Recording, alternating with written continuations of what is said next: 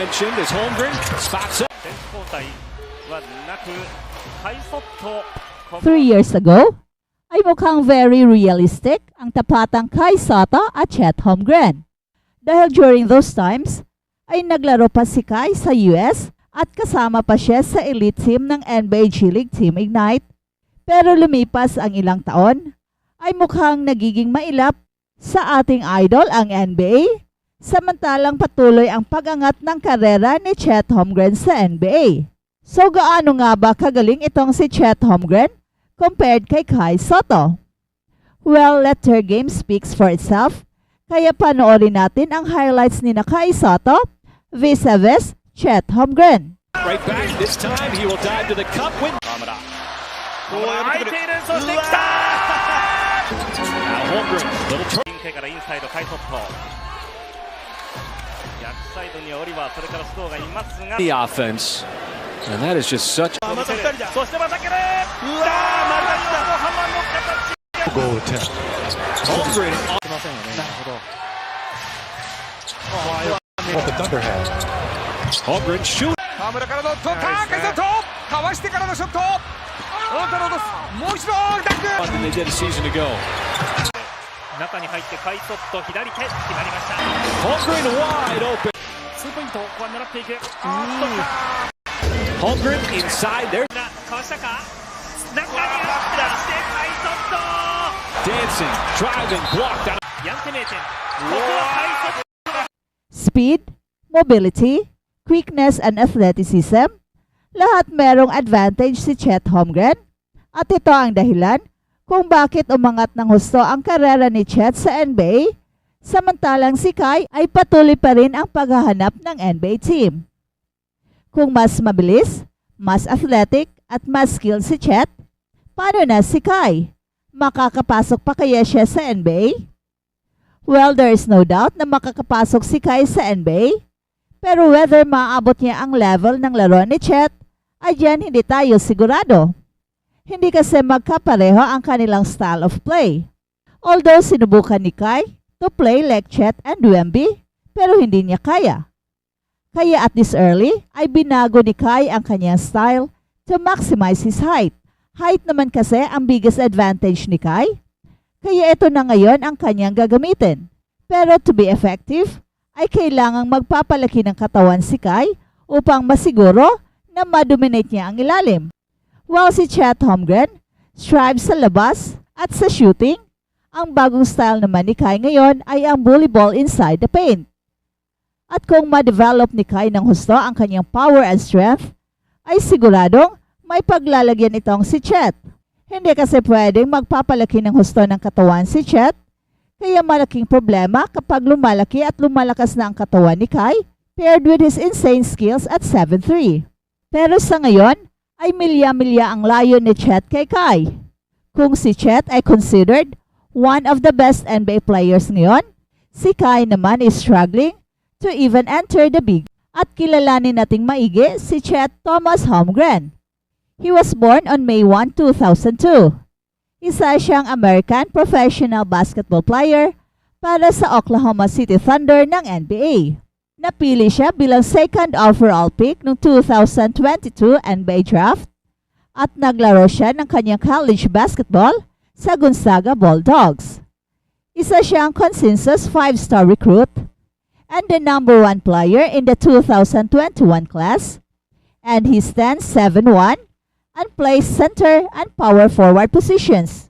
Pinili si Chet ng Oklahoma City Thunder bilang second overall pick sa 2022 NBA Draft, making him the highest selected draft pick even taken out of Gonzaga and the highest drafted pick from the state of Minnesota na nalampasan niya si Kevin McHale na kinuha bilang third overall pick noong 1980.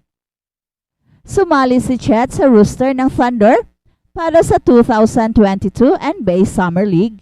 Sa kanyang debut sa Summer League, nakakuha si Chet ng 23 points, 7 rebounds, 4 assists, and 6 blocks sa kanilang panalo sa score na 98-77 laban ng Utah Jazz. Siya rin ang nagtakda ng record para sa may pinakamaraming blocks sa isang laro sa Summer League. At noong July 5, 2022, pumirma itong si Chet ng rookie scale contract kasama ang Thunder. Gayunpaman noong August 25, inanunsyo na siya ay mawawalan ng buong 2022-23 NBA season dahil sa isang wrist fracture injury sa kanyang paa na nangyari sa isang pro-am game. And on October 25, 2023, Holmgren made his NBA regular season debut kung saan nagtala siya ng 11 points and 4 rebounds in a 124-104 na panalo laban ng Chicago Bulls.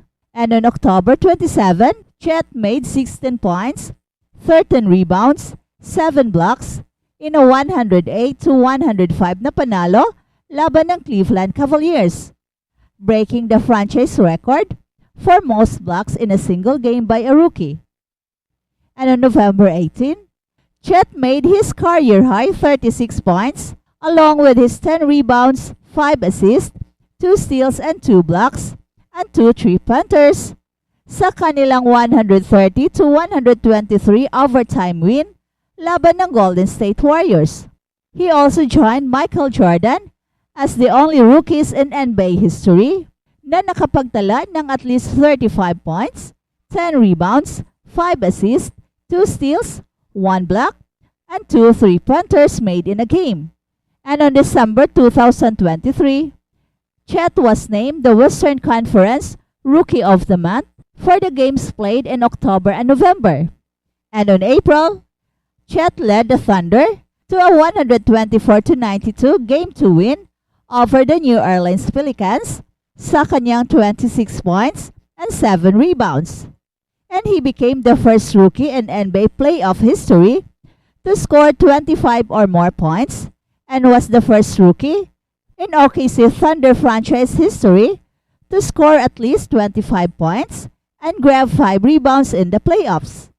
Si Chet ay ipinanganak sa Minneapolis, Minnesota at lumaki siya na naglalaro ng basketball sa ilalim ng pangangalaga ng kanyang ama na si Dave Holmgren na may taas na 7 flat at naglaro ng kanyang college basketball para sa University of Minnesota mula noong 1984 hanggang 1988. At noong grade 6, nagsimula si Chet na mag-aral sa Minnehaha Academy, isang Christian private school sa Minneapolis. At noong panahong yon, siya ay may taas na 6'2" at naging kasamahan ni Jalen Suggs, isang kasalukuyang guard ng Orlando Magic na nakasama niya sa high school.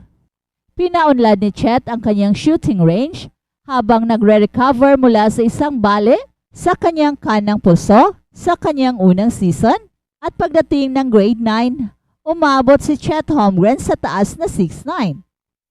And in his college debut, Chet made 14 points and 13 rebounds, 7 blocks, and 6 assists sa kanilang 97-63 victory laban ng Dixie State. He became the first player in 25 years to record at least 10 points, 10 rebounds, 5 assists, and 5 blocks in his debut. And on April 21, 2022, Chet declared for the 2022 NBA Draft, foregoing his remaining college eligibility.